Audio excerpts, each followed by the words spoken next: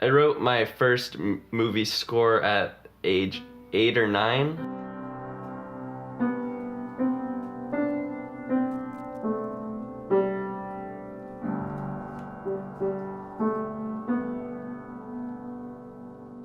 The first movie score that I helped compose was La La Land. I really enjoyed making those songs, and I think everybody else enjoyed listening to them, so I feel like it was a complete success. I knew Nick when I was about 5 years old in kindergarten. I didn't really know he played the piano till we had our first talent show, and that's when I knew. I started when I was about 5 years old, maybe. My parents bought me a piano, and they pretty much forced me to play, but it was something I enjoyed doing, I guess. When he was first getting started in piano, Nick's parents, my parents, well, I never really saw them. They more focused on Nick. Dad always really pushed Nick. He wouldn't let him eat dinner until he played enough piano for the day. 6 hours of piano, starting at 6 a.m., and then breakfast. He would yell at Nick that he couldn't go to bed until the piano was played.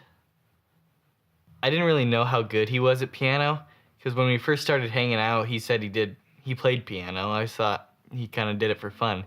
But when he finally showed me what it was like to be at one of his concerts, it was ridiculous. He had all the talent in the world.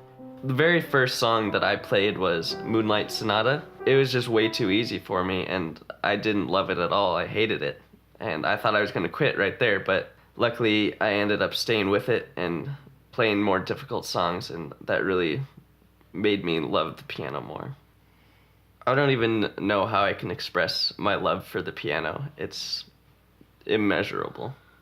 So like the first time I met Nick, I thought he was kind of a dick, to be honest.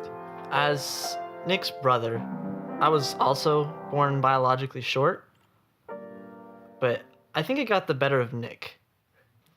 You see, I'm a fellow violinist and violist, and I did get accepted to go to Juilliard like he did as well.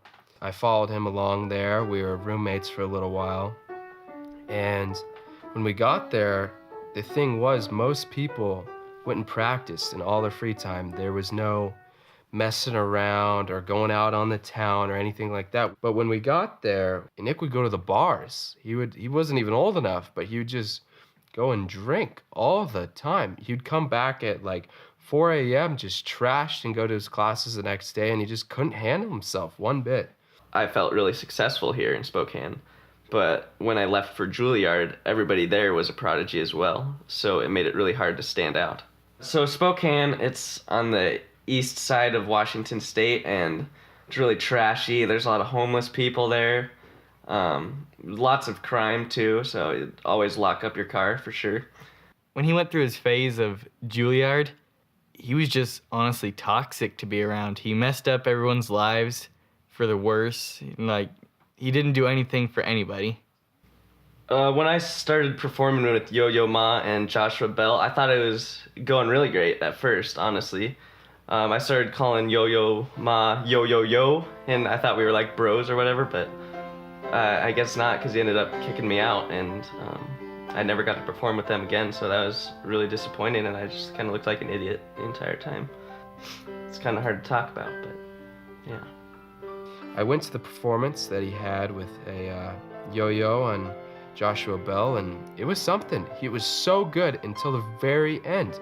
He just fell apart, and it was just due to the lack of focus, lack of passion. He just didn't have it. I think that the biggest contributing factors to me becoming a failure was my 2 broken hands. They said I was too short. I didn't know how to read music. I just didn't like to practice and all that. I didn't put in any effort, so I think those really are the big things. If he just applied himself and really worked hard at it, he could have been worldwide famous. I mean, he was that talented. Yes, I had several criminal offenses, a lot of them for performance-enhancing drugs. They said that I wasn't fast enough to play Chopin. I don't know if that's because my hands are too small or what, so I tried to make them grow. They caught me before a performance one time, actually, I was just shooting up backstage and they saw it, and I told them it was insulin because I was diabetic, but everybody knew that I wasn't diabetic, so they didn't believe it, and so they ended up testing the substance and it was illegal. When he was at Juilliard, I read the paper they had. It was called the Daily Poutine. Everyone at Juilliard really made fun of Nick's shortness. There was an article about him playing the Moonlight Sonata, and the entire article was about how short he was, not about his music at all. There were articles in there every day about little kid found drinking on campus, little kid found doing black tar heroin on campus. But it was my brother, who is not quite a kid, he's just short. The main reason that I was kicked out of Juilliard was they call it the big incident there. I was supposed to perform an event for the graduating class, and they didn't give me a Steinway piano. So I told them that I wouldn't play for them. And I threw a big fit, and I threw the music all over the place, and I rolled the piano off of the stage and broke it, and they didn't appreciate that, even though I was doing them a favor since it wasn't a Steinway piano. So they ended up kicking me out, and I never graduated. My transition from Spokane to Juilliard was definitely a hard thing to do because I feel like everyone in Spokane is kind of a failure. Even though I'm viewed as a failure, I still have opportunities to go play at places such as the Fox Theater and the Bing Theater, and I still sell out crowds. So, you know, it's still one of the nicer things about Spokane. To be honest with you, I cannot even remember my last AA meeting because I was so drunk and high that I don't even know where I was. I forgot the entire 36 hours. Yes, I've been to a hospital because of an overdose. They all know me by name now, so it's very handy because I'm in there pretty much every other weekend. At this point, I can't tell anymore what I'm feeling.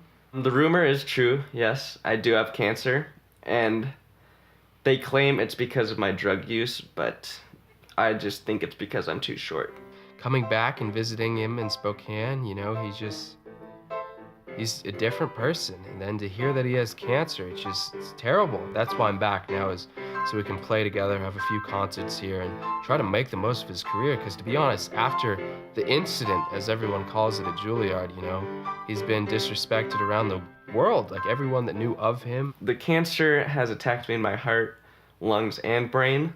We're gonna make the most of it for him here in Spokane. We're gonna hopefully have him playing Moonlight Sonata anymore. I told him that was gonna be one of our main pieces, and he told me, he said, that was the first song I ever learned. Why would I ever play that? I'm too good. And I'm like, Nick, you're going to die. Just stop complaining and live your life. I'm expected to have about 2 months to live, so I'm gonna try to make it one.